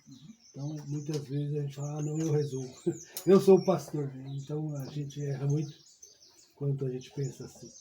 Então, que você possa, sabe, pedir ajuda quando precisar. Já pode pedir ajuda para ele, tá?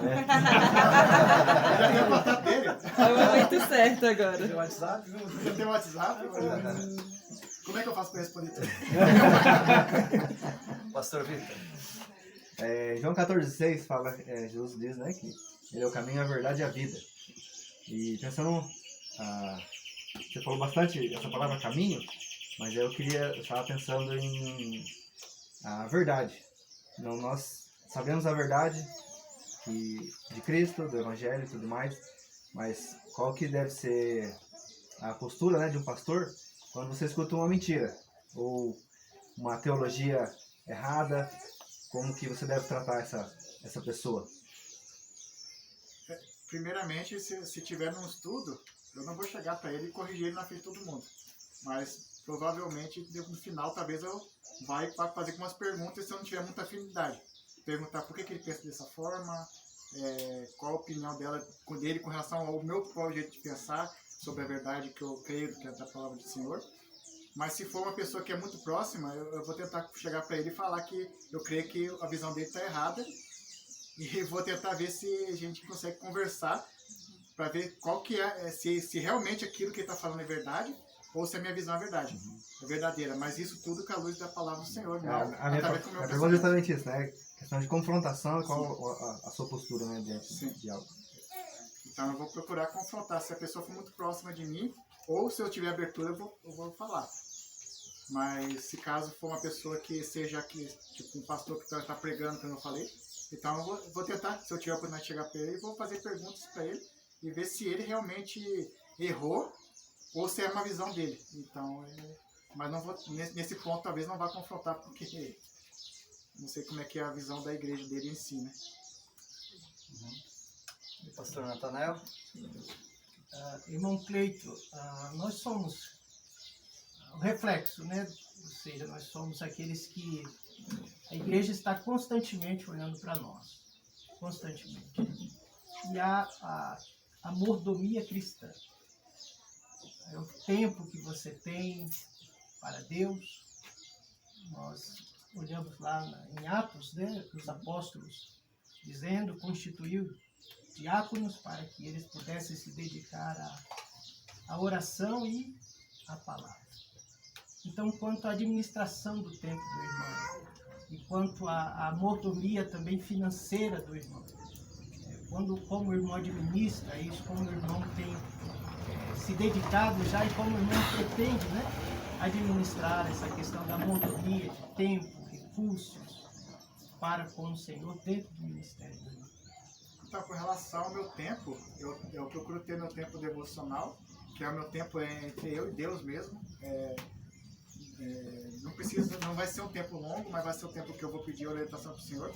Eu vou abrir a palavra de Deus e vou escutar o que o Senhor vai falar para mim, não o que o Senhor vai falar para os outros. Então, eu quero escutar o que o Senhor tem para me dizer. Então, esse é meu tempo devocional. Isso eu procuro fazer sempre na parte da manhã. Aí, eu e Monique também estou aprendendo a fazer o hábito também de fazer em família. Então, vou ter meu tempo individual e em família. E eu procuro fazer estudos, assim, tipo, estudar a Bíblia de modo cronológico e bem específico na parte da noite. Só que isso aí varia um pouquinho com relação ao tempo. Às vezes eu tenho que viajar, não vou fazer nesse período, mas sempre quando eu estiver em casa eu vou tentar fazer, estudar um livro, analisar um texto, recordar o que foi estudado, porque eu tenho as apostilas de Peniel, sempre de cada 2 meses eu tento ler de novo ela. E com relação a sermão, eu sempre tento deixar preparado um sermão para que se precisar falar agora eu fale. Então, esse é minha administração com relação ao tempo, com relação a Deus e ao meu tempo com relação à palavra do Senhor. E eu creio também que uma coisa que é importante é tirar um tempo para se socializar com as pessoas, que às vezes as pessoas só querem saber de estudar e esquecem essa parte que é tão importante, que é estar junto com as outras pessoas, que o homem foi feito para ser relacional, se relacionar. Eu pergunto por causa do ativismo ministerial. Muitas vezes a gente se envolve em tantas coisas e deixamos o secreto. E não só deixar o secreto, mas muitas vezes nós preparamos mensagem para a igreja, e esquecemos de nos alimentar, né? E você está dando, mas você não está tendo aquele tempo para você, entre você e Deus. Sim. Então é muito importante. Sim. E com relação à finança que o irmão perguntou, a minha finança eu sempre tento fazer da seguinte forma. Eu sempre tento pagar as coisas à vista para não gerar dívida. Tá certo que agora, na minha situação, até o Monique poderia falar que não está tão regular, mas não tá com dívidas. Por causa que tivemos casamento, um processo atrás. mas Deus tem capacitado, tem me ajudado a administrar o dinheiro de modo correto e não entrar em dívida. Amém. Glória a Deus. Amém.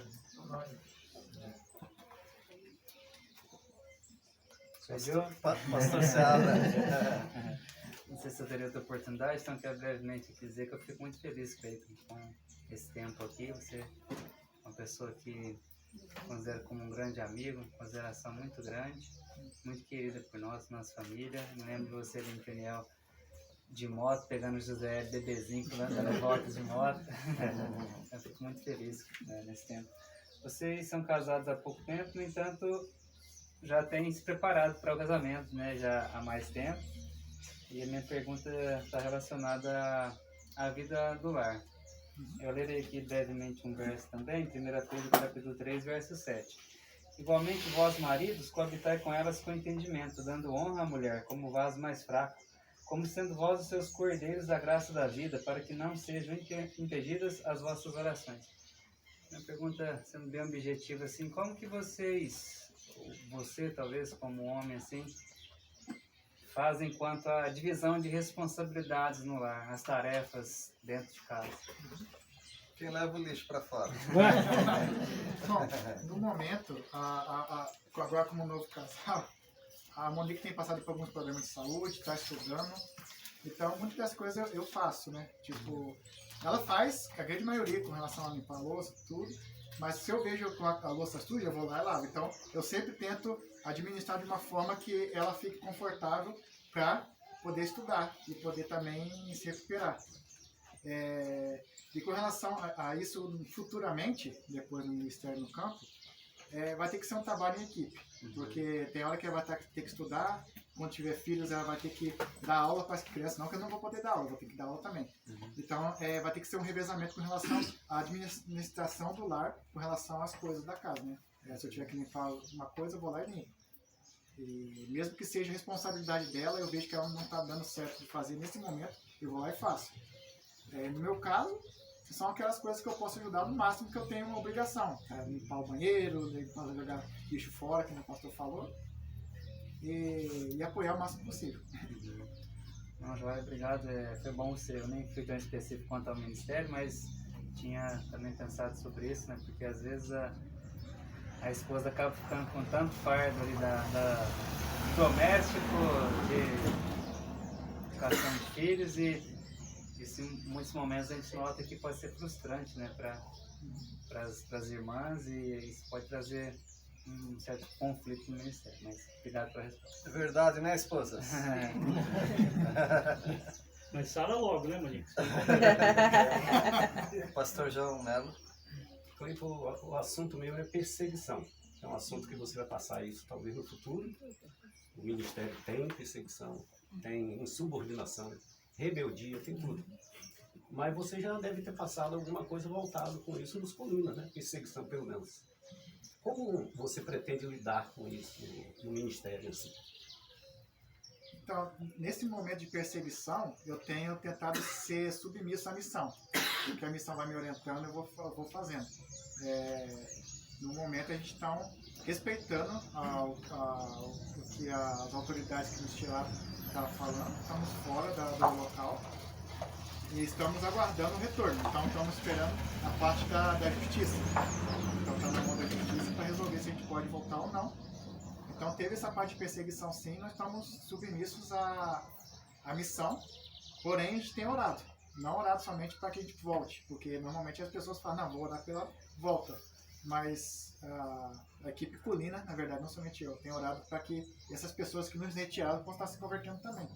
Porque eu creio que a palavra de Deus tem que entrar no coração deles, tem que atingir o coração deles. Às vezes esse é o momento de atingir. E eu creio também que a perseguição, às vezes, não é uma coisa que seja de todo ruim com relação ao ministério lá. Que não foi de todo ruim, na verdade. Porque meu alvo é trabalhar somente com o povo, ficar lá, aprender a língua, cultura. Tá certo, todo lugar que eu estiver, eu tenho que ser o crente e pregar o evangelho. Mas o meu alvo era só lá. Aí no momento que nos foi retirado, eu comecei a morar entre os ribeirinhos, e eu tive que ser luz lá também. Então acabou que expandiu um pouquinho mais o meu trabalho. Então eu ainda continuo aprendendo a língua, dando testemunho para o indígena, e aí eu estou trabalhando com o povo que está lá, que são os ribeirinhos que precisam muito também. E são praticamente indígenas que falam português. E também abriu também um leque para a cidade de Manoel Urbano, que muitas vezes eu vou para lá e eu posso pregar lá, porque teve essas aberturas, né? Então acabou que o Senhor usou o mal por bem. Bom, eu ia convidar a irmã Monique para vir aqui. Para responder, Pé? É, para responder. Quero não, eu respondo na sala. Isso é verdade que ele tá falando? É verdade esse bilhete. Responde Madeira que eu respondo. Não. Então, a Monique é esposa do irmão Cleiton, e ela é a pessoa que pode não saber toda a teologia dele, mas ela sabe quem ele é. Quem é o Cleiton? Fala para nós. Você vai me fazer chorar, Pé. Eu sou muito feliz por ter o Cleiton do meu lado. Ele é um servo do Senhor, é uma coisa que eu buscava, alguém que amasse mais a Deus do que a mim. Amasse mais a Deus do que a obra de Deus. Porque é muito fácil a gente fazer a nossa obra na obra de Deus. E eu vejo que ele sempre busca fazer a obra de Deus na obra de Deus. E em meio às dificuldades, ele sempre busca a orientação do Senhor, não se desespera, e eu me desespero. Então ele me acalma, e quando ele se desespera, eu busco acalmá-lo também. E ele tem me direcionado nos caminhos do Senhor. Meu pai me entregou para um servo do Senhor mesmo, para alguém que é um obreiro aprovado, de que não tem do que se condenar. Amém. Essa noite ele não queria dormir, você que teve que acalmá-lo, né? Cantou musiquinha pra mim. Ele está ligando. Obrigado, minha irmã. Pode sentar. Obrigado.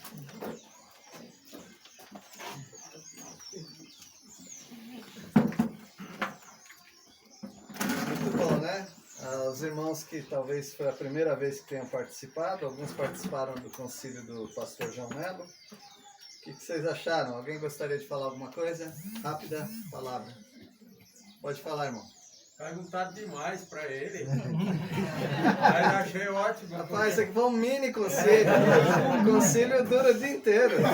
Achei ótimo porque ele estava bem tranquilo e está se mostrando realmente seguro naquilo que Deus tem ensinado a ele. Foi abençoador. Amém. Mais alguém? Fala, Silvânia. Então, foi muito edificante para mim, realmente é o primeiro que eu participo e eu não tenho nenhuma dúvida que o Cleito realmente estava preparado. Amém. Amém. Mais Deus alguém? abençoe. Amém. Amém. Alguém quer falar da Monique que ela falou? Tudo bem? Irmãos, isso aqui não é a conversa de compadre, tá? Isso aqui é uma prova. Então, nós precisamos deixar um pouquinho do sentimento de amizade de lado e vamos tratar também da questão técnica, né? Porque um pastor fica na frente de uma igreja, na frente do rebanho, não basta ser só uma pessoa legal, uma pessoa agradável, tem que ser uma pessoa com as qualificações que o rebanho precisa. Então, nós conversamos vários assuntos referentes ao concílio, nós damos uma nota também, cada um deu uma nota. 1 é muito ruim, não era nem para estar aqui, né? 5 é ruim também. A partir da nota 6, aí podemos considerar, só que eu acho que alguém com a nota 6 é muito ruim para dizer que ele passou no concílio, mesmo que tecnicamente teria passado. 7, 8 é muito bom. 10 é excelente. 10 é excelente. As igrejas vão ficar pegando pelo braço, pro outro braço. Eu quero esse homem na minha igreja, né? Então, nós damos uma nota baseado em alguns critérios. Mas antes da nota, tem algumas observações. Todos aqui fizeram algumas observações, tá bom? e não está na ordem ou separação de temas, mas relembrando algumas coisas e também falando outras, tá? O irmão, tudo que receber vai ser útil para o seu ministério, tá bom? Então, Lúcifer foi lançado não à Terra, tá? Quando Lúcifer foi expulso do céu, ele foi lançado para as regiões celestiais, tá bom? Onde moram as potestades do ar. Na tribulação, Apocalipse 12, ele vai ser lançado à Terra. Por isso que quando Deus perguntou para o diabo, né, no livro de Jó, de onde você estava? Qual foi a resposta? De rodear a Terra. Ele rodeia a Terra, mas a habitação dele é nas regiões celestiais. Tudo isso aqui que eu vou passar para você, aí você começa a estudar de novo, porque é importante para reafirmar, né? Cleiton, o batismo do Espírito Santo, ele não é o que você falou, de a habitação. O batismo do Espírito Santo é a habitação no crente, não. O batismo do Espírito Santo é o ato do Espírito Santo de colocar o crente dentro do corpo de Cristo chamado igreja. Isso é o batismo do Espírito Santo. O que você falou é chamado de o selo do Espírito Santo. Você tinha falado, selo. Habitação do Espírito Santo, né? E a capacitação é chamada de plenitude do Espírito Santo. Efésios 5:18. Talvez a gente fale para os crentes de modo geral, não, tudo bem, ninguém vai saber todas essas coisas, mas para você é muito importante cada termo, né, da teologia. Você precisa reforçar o ensino das qualificações. Quando perguntar qual a qualificação do líder, você tem que estar à ponta da língua já, o texto, o que se exige, né? Você falou sempre dos atributos de Deus, você usou Gálatas 5:23, né? O fruto do Espírito. O fruto do Espírito é o que o Espírito Santo faz dentro do crente. Deus tem os atributos dele e tem muito mais do que aqueles lá, tá bom? Então, reforçar o ensino das qualificações para a liderança. Você falou certo depois, mas apenas um termo. O pecado, quando Adão e Eva pecam, o pecado não começou a entrar no mundo. O pecado entrou no mundo de uma vez só, tá bom? Foi um ato. O pecado veio de uma só vez. Faltou muito você usar a referência a Romanos 5:12. O que diz lá em Romanos 5:12? Os irmãos lembram? Isso, assim como por um só homem entrou o pecado no mundo, pelo pecado a morte, assim a morte passou a todos os homens, por isso, ou porque todos pecaram. Isso é importante. Então não é que o pecado foi entrando no mundo, ele entrou mesmo.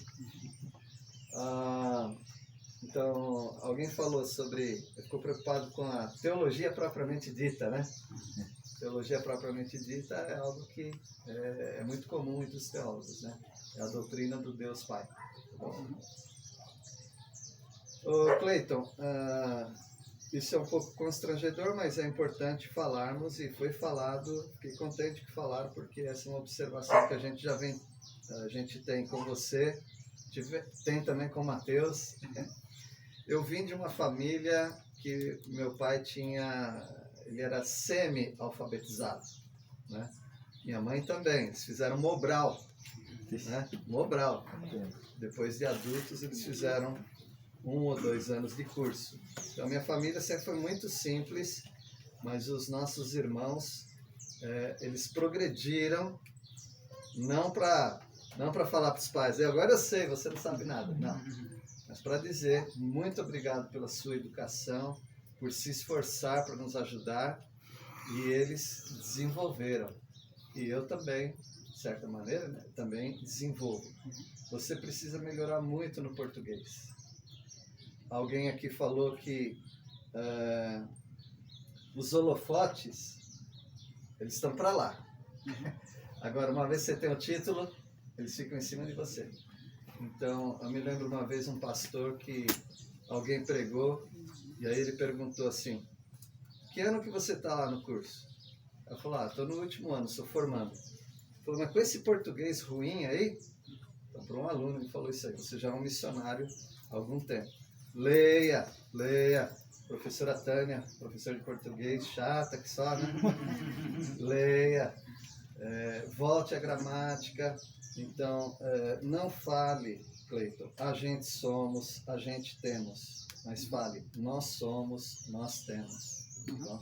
Porque a gente não quer deixar de abençoar igrejas porque a gente não está conjugando certo os verbos, né? E você vai mexer com tradução, então é importante estudar bastante português, melhorar cada vez mais. 1 Timóteo 2,5 tenha isso daí em mente, sobre Cristo é o único mediador. Foi falado aqui também, é importante em bibliologia dizer que nós cremos na inspiração plena e verbal, ou seja, toda palavra é de Deus, e verbalmente, cada palavra, mesmo que a gente tenha as traduções, né? Mas ela foi inspirada por Deus em cada palavra. Então, inspiração plena e verbal. Uma falta que os pastores notaram é falta de texto bíblico, né? Para estar com a Bíblia na mão e alguém fala alguma coisa, é isso. Você já tem os versículos ou na memória ou folheando, mas é importante ter base bíblica, não o que eu acho, o que eu estudei na escola, na teologia, mas o que a Bíblia diz. Tá? Alguém comentou que um pouco nervoso, mas você mostra ser um servo de Deus e tem bagagem teológica e tem bagagem de vida. Então, isso foi mencionado. E você precisa soar mais natural, né? E a experiência vai fazer isso, alguém mencionou.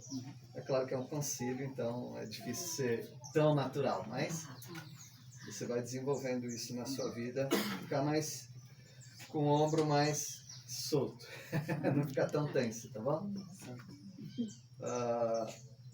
Foi mencionado que você tem um caráter admirável e você é uma pessoa sincera. Dá para perceber sinceridade em você e um caráter admirável. Outra vez alguém falou que precisa melhorar no português, conjugação, comunicação, principalmente se vai trabalhar com tradução, né? E todas as perguntas foram respondidas. Alguém falou, claro, teve uma coisa ou outra sim, mas tudo foi respondido, foi muito bom. Então nós fomos dando as notas, e a nossa nota ficou em 7,7, tá bom? 7,7 nós dizemos que está muito bom. Tá bom? Tem algo para desenvolver, mas está muito bom. Amém, irmãos?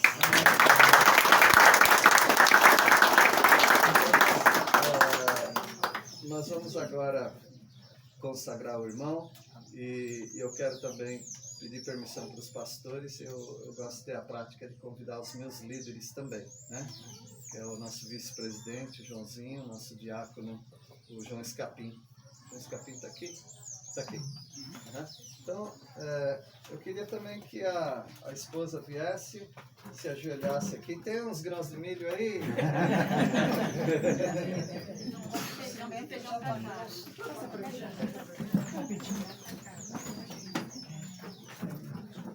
Os irmãos podem ficar em pé, por favor. Os irmãos não vão estender a mão, tá? Eu sei que é moda nos casamentos. Só os irmãos aqui, líderes espirituais, como a palavra de Deus diz, né? Paulo fala para Timóteo, lembra-te das profecias que foram, das quais ele estava envolvido, Timóteo. Lembra também que essas profecias foram dadas a você com imposição das mãos. Então, imposição de mãos é algo constante na Bíblia, tanto no Antigo Testamento quanto no Novo. Ela não transmite poder da gente para eles, mas é simplesmente os líderes estão concordando com Deus. Nós concordamos que o Cleiton é um servo de Deus. Amém. E ele pode apacentar o rebanho de Deus e nós temos plena confiança disso, né? Então, os irmãos podem ajoelhar aqui, por favor. Vou fechar mais esse círculo aqui. Não põe a mão na cabeça deles não, tá bom? Porque ela fez a chapinha. Também a gente não quer pesar a mão sobre eles, só sobre eles, né? Então nós vamos orar. Eu quero pedir para o irmão João Escapim orar. E nós estamos com isso ordenando o Cleiton ao ministério. Ele é pastor. Ela não é pastora, tá? Vocês procuram outra igreja para isso. Mas ela tem um ministério muito importante na vida do Cleiton. Vamos lá. Obrigado, Senhor, por esse tempo reunidos aqui. Estamos muito felizes, Senhor, com esta decisão tomada por Cleiton de seguir o teu ministério, Amém. de ser luz na obra. Obrigado por esse casal, Senhor. Obrigado porque ele se preparou, porque ele vem se dedicando, obrigado pela vida que ele tem levado. E nós estamos felizes e pedimos neste momento, Senhor, encaminhar as tuas bênçãos sobre a vida dele, para que eles possam realmente corresponder como pastor a tua obra, Senhor. Nós te pedimos e te agradecemos em nome de Jesus. Amém. Amém. Nós vamos vamos cantar um hino, o 381, eu acho. Frank, pega o violão lá, por favor, na sua sala. Está aí na sala. Esse fica aqui. É o que está aí no boletim, 381. Pastor Amado. Então, pro Cleiton não achar, agora eu sou pastor. Não, pastor é Jesus Cristo, tá? Obrigado. Nosso pastor amado é Jesus Cristo. Nós vamos louvar a quem precisa ser louvado.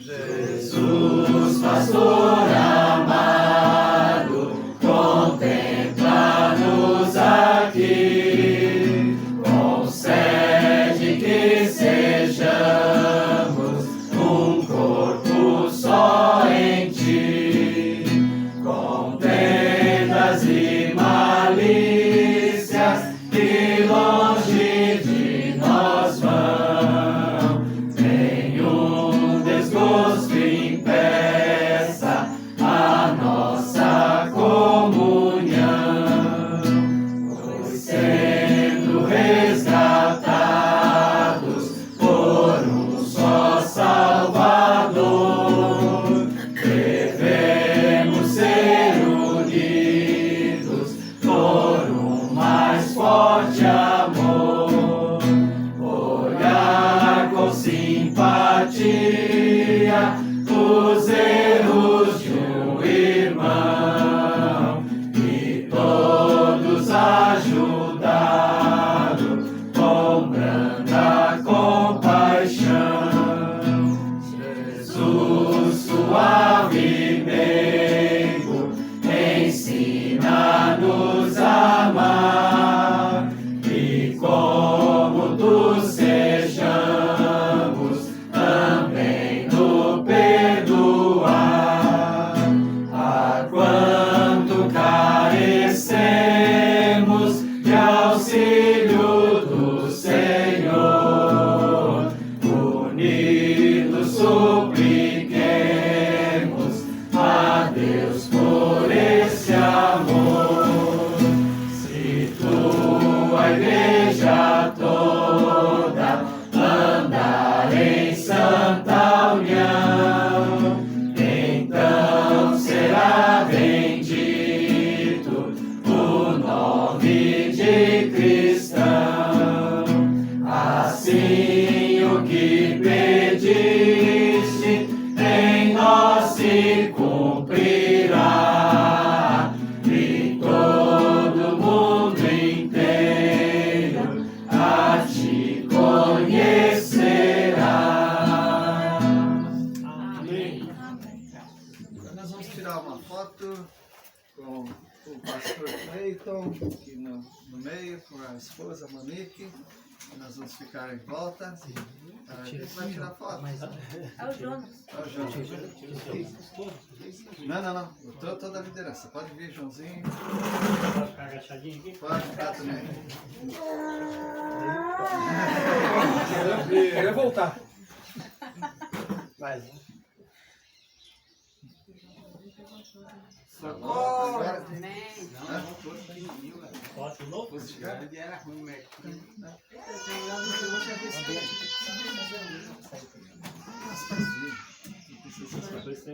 Julinho e Márcia, vem cá também. Tirar uma foto. Os pais do Cleiton. Acho que eu não sei o que manipula, você mandar pra Tem como acender aqui, Fred? Fred? Tem aqui, ó. Você acender a luz, por favor? Não, vamos, todo mundo. A Márcia também. Fica aqui do lado do Filhão, aqui do lado da Nora.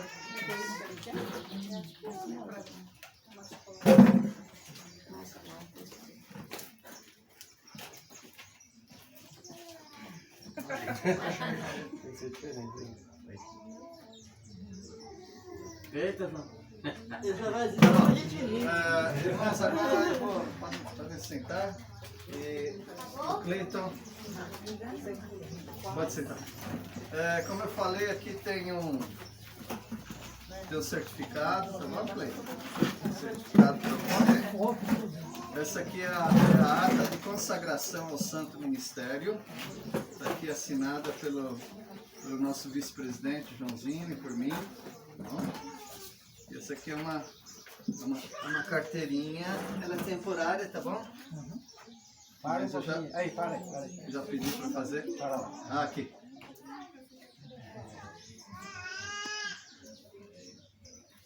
Tá bom, Cleiton? Deus abençoe o irmão. Quer dar uma última palavra antes de ti? Eu quero agradecer a todos, agradecer por esse momento. Como o pastor falou, será bem útil no ministério esse título de pastor, né? Porque no campo, quando no Acre eu precisei uma vez visitar um hospital e com a carteirinha da missão eu não pude entrar, mas com um pastor do lado eu pude. Então, que Deus possa estar abençoando cada um de vocês que estiveram orando, abençoar os pastores que estão aqui também, que Deus abençoe vocês. Obrigado pelo conselho, que possamos crescer juntos sempre, e principalmente eu, cada orientação que vocês deram. E que a gente possa estar sempre com os olhos fixos no Senhor. Amém. Amém. Amém. Irmãos, aí quem quiser pode cumprimentar o Cleiton. E eu não sei se a gente pode comer lá o restante para não ter que almoçar. Tá bom? E, irmão Joãozinho, podemos considerar como terminado? Concluído, tá, irmãos? Deus abençoe. Muito obrigado. Monique, vem cá, Monique. Fica do lado. Obrigado.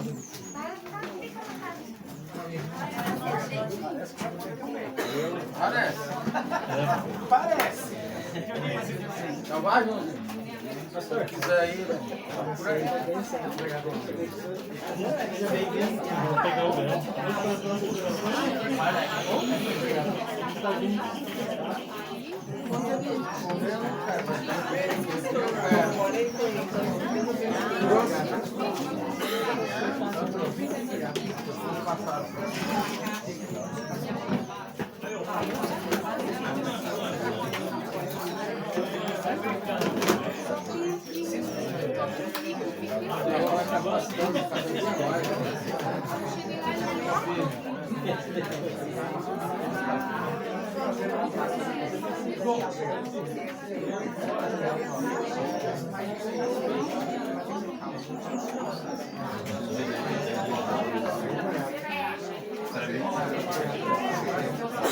Pois é.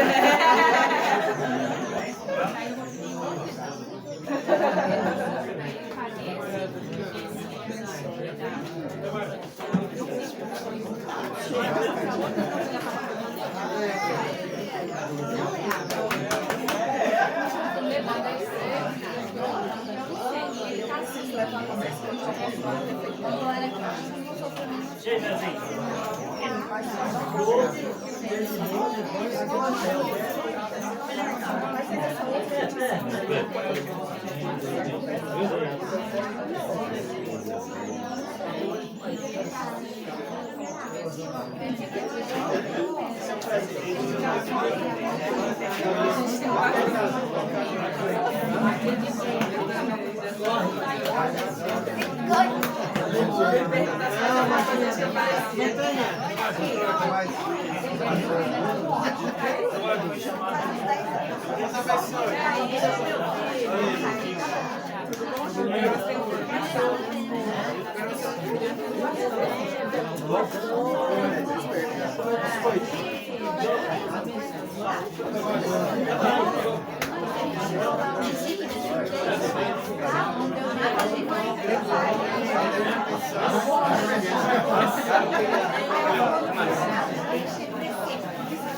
A gente tá lá em cima aqui,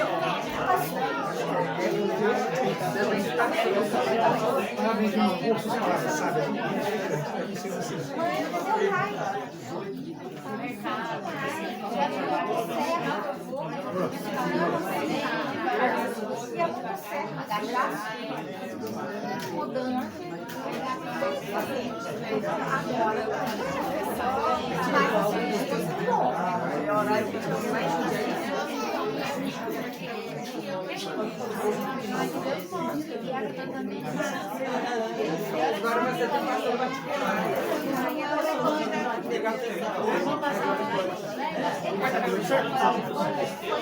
Não, bora que aqui fora. O pecado.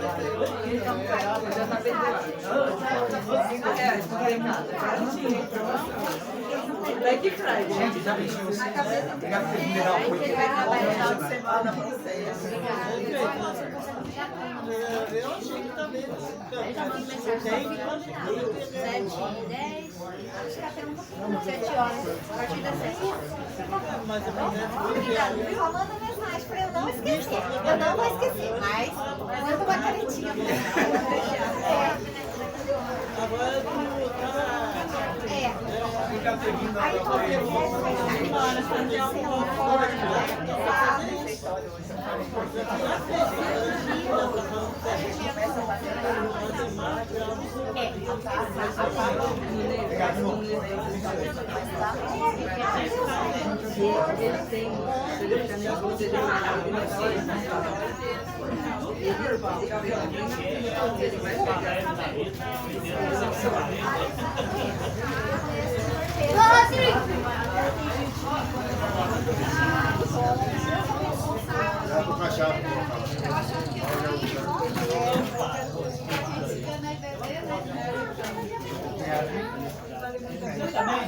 abençoe. Noite, pastor.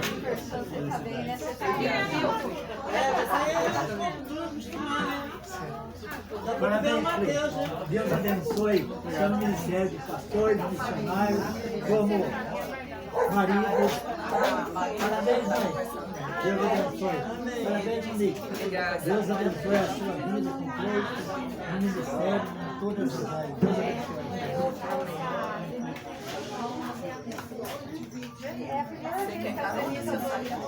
Não, você vai levar as duas aqui, né? Você bate eu acho que não.